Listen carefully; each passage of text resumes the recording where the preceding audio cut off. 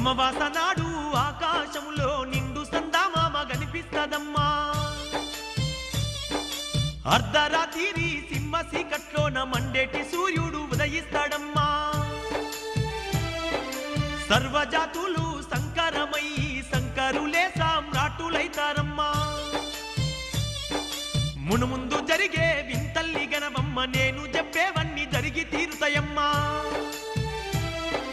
వావి వరసలు మచ్చు కన్నా లేక మానవత్వమే చచ్చిపోతుందమ్మా.